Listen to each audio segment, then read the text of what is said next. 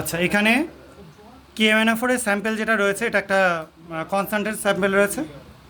এই তিনটেতে distil water রয়েছে কিছুটা করে, এমনি জল রয়েছে। তো আমরা এর মধ্যে তিনটেতেই স্যাম্পেল কিছুটা করে যোগ করে দেবো ফার্স্টে। তিনটেই KMNO4 সলিউশন তৈরি হয়ে গেল। আচ্ছা, আমরা এই দুটোতে করব বেসিক মিডিয়াম, এই অ্যাসিডিক মিডিয়াম। এটায় বেসিক মিডিয়ামে কি পরিবর্তন হচ্ছে, বা যে কোনো একটা বেসিক আর দুটো অ্যাসিডিকে কি পরিবর্তন হয় সেটা দেখব, ঠিক আছে?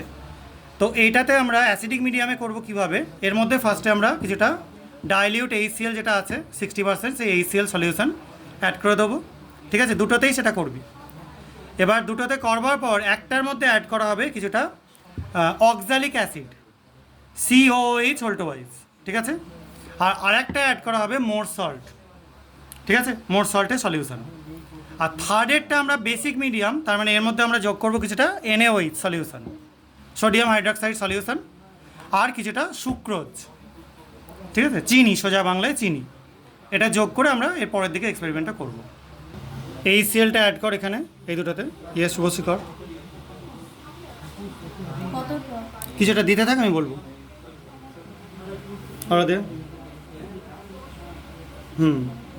একই, থেমে যা, পাশেরটাতে আবার দিতে থাক একইভাবে।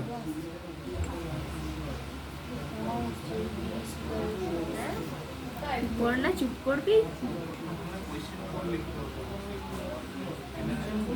থেমে যা। দুটোতে HCl দেওয়া হলো, এটা অ্যাসিডিক মিডিয়াম হলো। আচ্ছা, এবার আমরা দুটোর জন্য কি কি ইউজ করছি, একটা হচ্ছে মোর সল্ট, অক্সালিক অ্যাসিড, আর এটা হচ্ছে মোর সল্ট। অক্সালিক অ্যাসিডের ফর্মুলায় দেখতে পাচ্ছিস COOH হোল্টো ওয়াইজ, ঠিক আছে? আর মোর সল্টে NH4 হোল্টো ওয়াইজ SO4 FeSO4, আর তার সাথে কি তৈরি হচ্ছে, 6খানা অণু জল রয়েছে 6H2O। প্রথমটা আমরা কিছুটা মোর সল্ট ডাইরেক্টলি অ্যাড করে দিচ্ছি ড্রাই অবস্থাতেই। এটা আমরা সলিউশনে যখন ইয়েতে করবো, টাইট্রেশনে করবো, তখন সলিউশনে ইউজ করব। আর এর পাশেরটা আমরা কিছুটা করব অক্সালিক অ্যাসিড অ্যাড।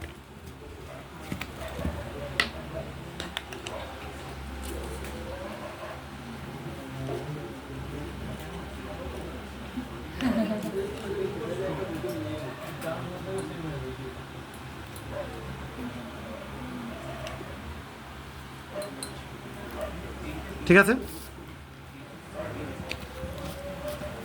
এবার এই দুটোকে একটু চেক করতে হবে, করতে থাক।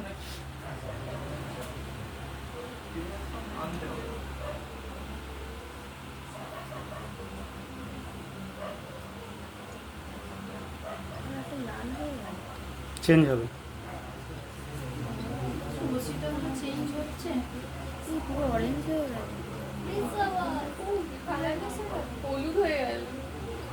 দেখ আস্তে আস্তে কালারটা এটাই ডিসঅ্যাপিয়ার করছে, এটা খুব ফাস্ট হচ্ছে।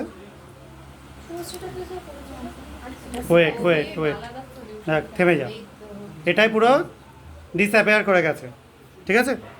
KMNO4 এর কালারটা ভ্যানিশ হয়ে গেছে। এখানে KMNO4টা কী স্টেটে ছিল, Mnটা, যেহেতু KMNO4 আমরা স্ট্রাকচারটা লিখছি +7 স্টেটে ছিল Mn, আর এটাই হয়ে যাচ্ছে MnSO4 +2 স্টেটে।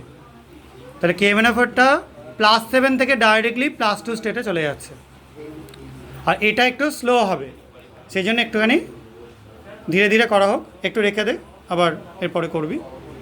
আর থার্ড স্যাম্পেলটা আমরা বেসিক মিডিয়ামে করছি, ফার্স্টে NaOH যোগ করে করতে থাকে, আমি বলছি কত অবধি ঠেকিয়েই করো, ওটা অসুবিধা।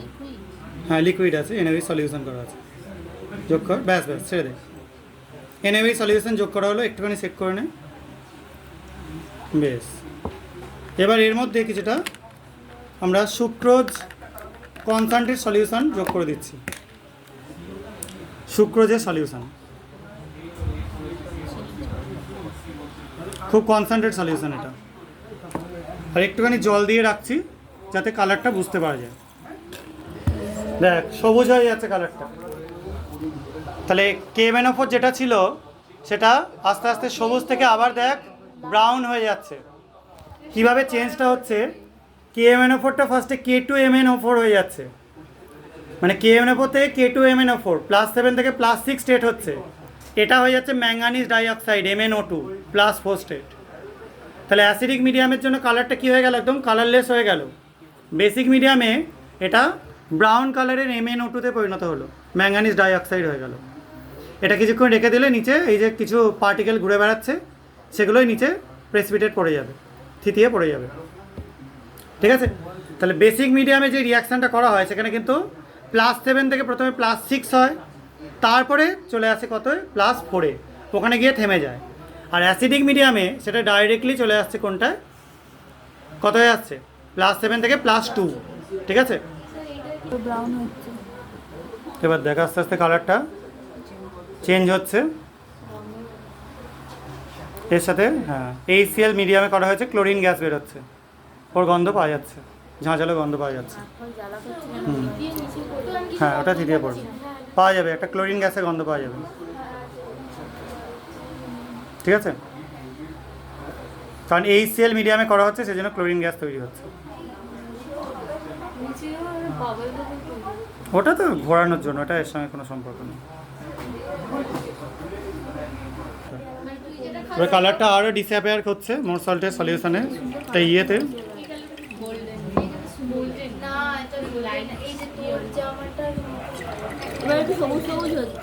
না সবুজ হবে না, ওটা দেখতে মনে হচ্ছে। এটা আস্তে আস্তে লেমন ইয়েলো কালারে চলে আসছে। তাহলে দেখতে পাচ্ছিস এটা কিন্তু যেটা বেসিক মিডিয়ামে করা হলো এটাই কিন্তু কোনো কালার চেঞ্জ হলো না, এটা MnO2 যেরকম ছিল সেই কালারই পড়ে থাকলো। ঠিক আছে, এটা তার মানে আর চেঞ্জ হয়ে Mn+2-তে যাবে না। Mn+2 হলে কালারটা আস্তে আস্তে কালারলেসের দিকে এগোবে। এটা সময় নেবে, এটা অনেকটা সময় নেবে। এটা যেমন ইনস্ট্যান্ট হয়ে গেছে, এটা একদম কালারলেস হয়ে গেছে, দেখতেই পাওয়া যাচ্ছে। এটা কার জন্য হলো, অক্সালিক অ্যাসিডের জন্য। মোর সল্টেরটা কিন্তু একটু টাইম নিচ্ছে। আর এখানে এই যে কালারটা আসছে এটা Fe+2 আয়ন আছে বলে, মোর সল্টে Fe+2 আয়ন আছে। ঠিক আছে, সেটা Fe+3-তে কনভার্ট হচ্ছে, ওই কারণের জন্য এই কালারটা হচ্ছে।